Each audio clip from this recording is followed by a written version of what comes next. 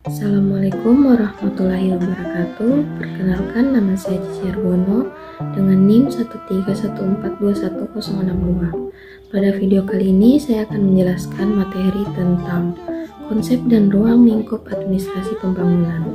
Yang pertama, konsep dan ruang lingkup administrasi pembangunan.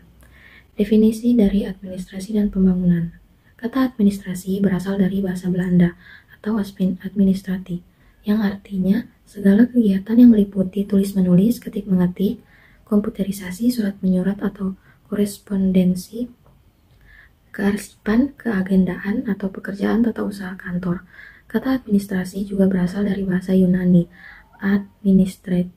Ad artinya pada, sedangkan administrate artinya melayani, maka kata administrasi berarti memberikan pelayanan. Dari kedua pengertian tersebut dapat disimpulkan administrasi adalah pelayanan kegiatan tata usaha kantor atau pelayanan pengetikan atau komputer, pelayanan surat menyurat, dan sebagainya.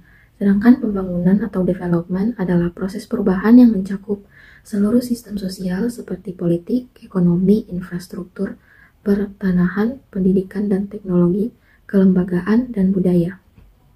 Selanjutnya, ruang lingkup administrasi pembangunan.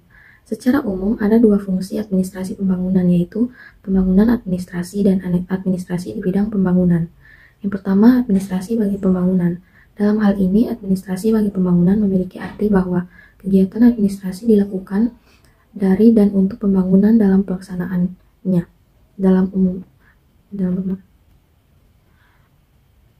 Pada umumnya menggunakan pendekatan manajemen karena akan berhubungan dengan manajemen pembangunan yang meliputi perencanaan pembangunan, pengerahan sumber daya, dan penganggaran.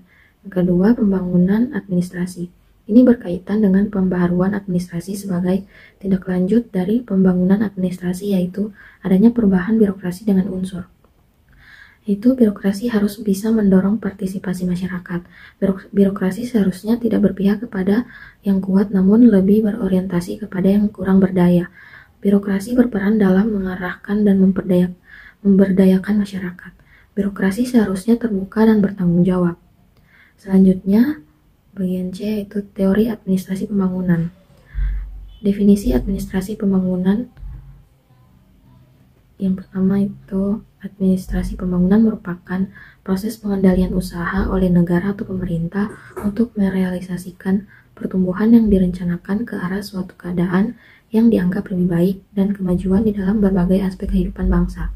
Berikut dua fungsi administrasi pembangunan, yaitu yang pertama, penyusunan kebijakan penyempurnaan administrasi negara atau the development of administration, meliputi bidang organisasi, kelembagaan, kepegawaian, ketatalaksanaan, dan sarana-sarana administrasi. Yang kedua, penyempurnaan administrasi untuk mendukung perumusan kebijakan dan program-program pembangunan serta pelaksanaannya secara efektif. Selanjutnya, ciri-ciri administrasi pembangunan. Yang pertama, lebih memberikan perhatian terhadap lingkungan masyarakat yang berbeda-beda, terutama lingkungan masyarakat di negara-negara yang baru berkembang. Kedua, mempunyai peran aktif dan berkepentingan terhadap tujuan pembangunan baik dalam perumusan kebijaksanaan maupun dalam pelaksanaan yang efektif. Yang ketiga, berorientasi pada usaha-usaha yang mendorong perubahan ke arah keadaan yang dianggap lebih baik untuk masyarakat pada masa depan atau berorientasi pada masa depan. Keempat, lebih berorientasi pada pelaksanaan tugas-tugas pembangunan dari pemerintah. 5. Mengaitkan diri dengan substansi perumusan kebijaksanaan dan pelaksanaan tujuan-tujuan pembangunan di berbagai bidang, yaitu ekonomi, sosial, budaya, dan lain-lain. Ketujuh, administrator dalam aparatur pemerintah juga dapat menjadi penggerak perubahan.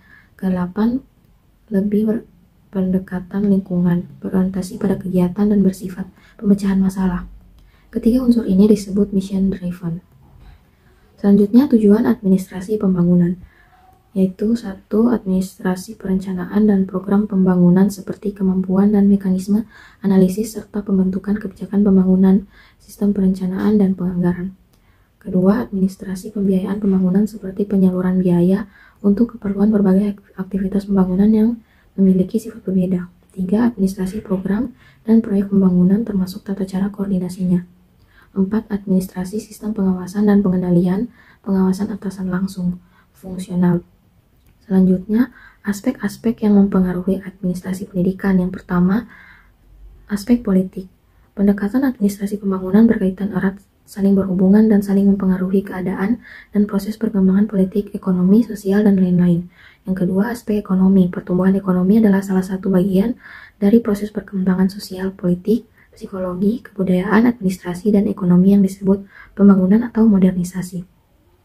Ketiga, aspek sosial budaya. Aspek sosial budaya yang perlu mendapat perhatian dalam administrasi pembangunan adalah hambatan kultural yang sesuai dengan basis kultural tertentu suatu masyarakat merupakan hambatan bagi suatu proses pembangunan atau usaha pembaruan.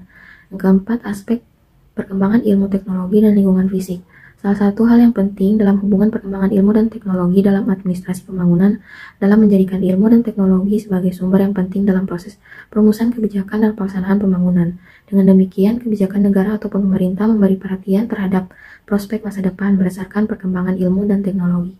Kelima, aspek institusional. Aspek institusional berkaitan erat dengan keempat aspek yang telah diuraikan tersebut. Hal ini dikarenakan pembinaan dan pengembangan aspek institusional yang perlu diperhatikan dalam administrasi pembangunan meliputi pembinaan institusi politik, institusi ekonomi, institusi sosial, pendidikan, dan lain-lain. Selanjutnya, sejarah administrasi pembangunan. Pasca Perang Dunia Kedua, hadir dua pola, yaitu negara yang menang pada Perang Dunia II berhasrat sebagai pembantu negara yang kalah perang melewati rencana Marshall dari Amerika. Munculnya negara baru perlu hadir bantuan dari negara yang lebih dahulu menjajah sebagai struktur atau tanggung jawab moral. Munculnya bantuan dengan maksud menjadikan negara bekas yang dijajah sebagai sumber bahan mentah dan sebagai pasar dari produknya.